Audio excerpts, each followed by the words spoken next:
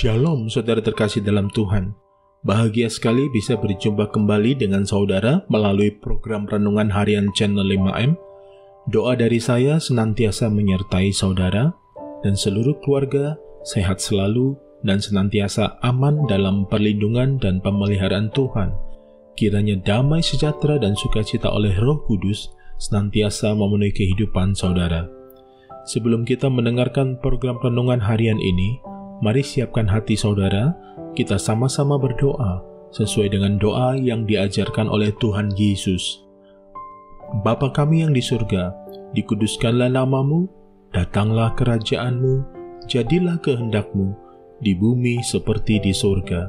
Berikanlah kami pada hari ini makanan kami yang secukupnya, dan ampunilah kami akan kesalahan kami, seperti kami juga mengampuni orang yang bersalah kepada kami. Dan janganlah membawa kami ke dalam pencobaan, tetapi lepaskanlah kami daripada yang jahat, karena Engkaulah yang empunya kerajaan, dan kuasa, dan kemuliaan, sampai selama-lamanya. Berkati firman-Mu ya Tuhan, dan renungan harian yang akan kami dengarkan ini, beri kami hikmat-Mu, supaya kami dapat memahami kebenaran firman-Mu, dan mempraktekkannya dalam kehidupan yang sedang kami jalani saat ini. Terima kasih Tuhan. Dalam nama Tuhan Yesus Kristus kami berdoa dan kami siap diberkati melalui episode ini. Amin. Renungan diambil dari Injil Lukas 8 ayat 25. Demikian firman Tuhan. Lalu katanya kepada mereka, "Di manakah kepercayaanmu?" Maka takutlah mereka dan heran. Lalu berkata seorang kepada yang lain, "Siapa gerangan orang ini? Sehingga ia memberi perintah kepada angin dan air, dan mereka taat kepadanya." Saudara terkasih dalam Tuhan, kisah pelayaran Yesus bersama dengan murid-muridnya ke seberang danau menunjukkan bahwa Dia adalah Tuhan atas alam semesta. Karena di dalam peristiwa tersebut tercatat perkataan dan perbuatan kuasa-Nya yang sangat nyata. Ada beberapa hal yang dapat kita renungkan melalui kisah ini. Yang pertama, hidup bisa digambarkan seperti sebuah perjalanan atau pelayaran. Tuhan Yesus tidak pernah menjanjikan perjalanan hidup tanpa hambatan atau pelayaran tanpa badai. Namun Ia menjanjikan penyertaan sepanjang perjalanan itu.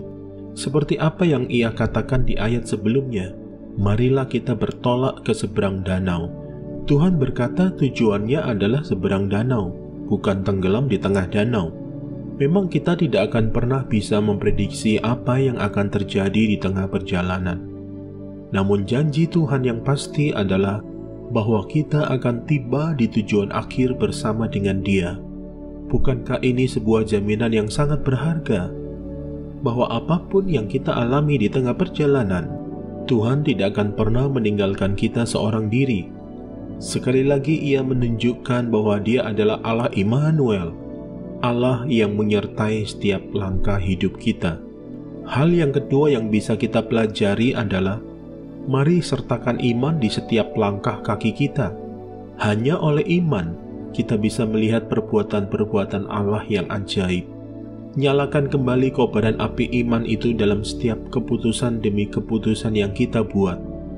Namun ada hal yang harus diperhatikan, bahwasanya iman tidak selalu membuat kita lepas dari badai kehidupan. Karena justru melalui badai itulah Tuhan ingin membentuk iman kita semakin kuat.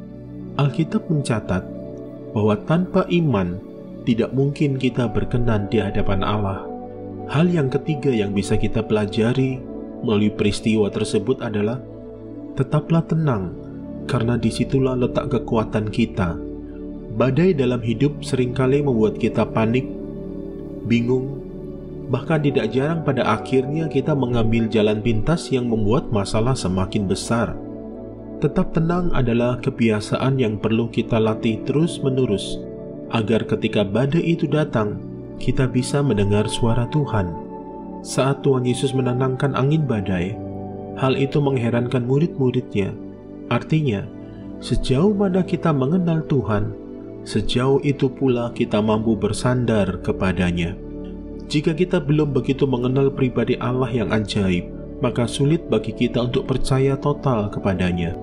Itulah sebabnya kita perlu terus-menerus mengenali lebih dalam lagi siapa Allah yang kita sembah, siapa Tuhan yang kita ikuti, yang kita agungkan dan muliakan. Hal yang keempat yang bisa kita pelajari, bahwa Yesus adalah Allah yang Maha Kuasa, pencipta alam semesta. Karena Dia adalah pencipta alam semesta, maka alam pun tunduk kepadanya, Sang Pencipta itu. Nyatalah kekuatan ilahinya dan mampu membuat kita tercengang dengan perbuatannya.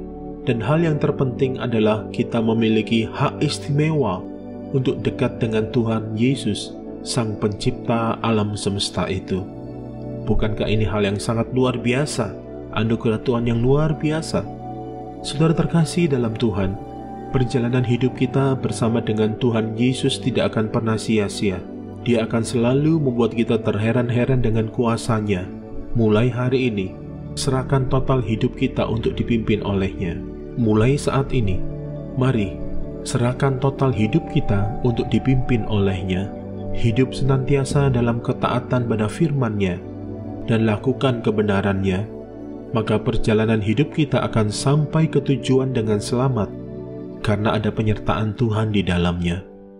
Mari, siapkan hati saudara, kita sama-sama berdoa. Kami bersyukur kepadamu ya Aba ya Bapa, Engkau tidak pernah meninggalkan kami sendirian. Engkau senantiasa menyertai setiap langkah kaki perjalanan hidup kami. Beri kami kekuatan, supaya iman kami tidak goyah, dan kami senantiasa menaruh iman kepercayaan kami di setiap langkah kami, sehingga kami tetap tenang, serta beroleh kekuatan, dan pada akhirnya berhasil sampai ke tujuan yang telah Engkau tetapkan dalam kehidupan kami.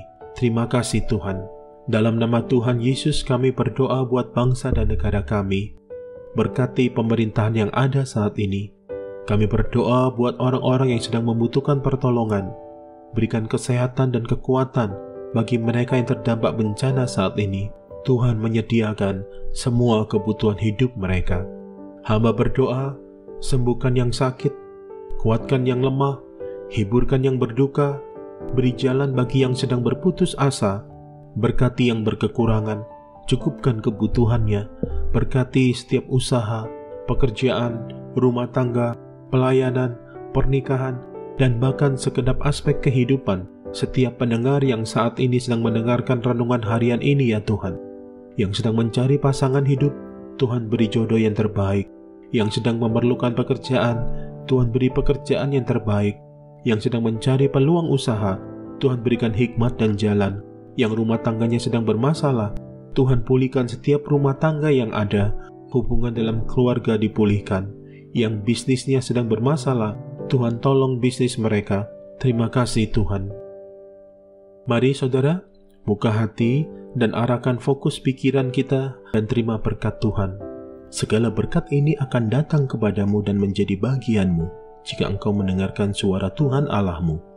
Diberkatilah engkau di kota dan diberkatilah engkau di ladang.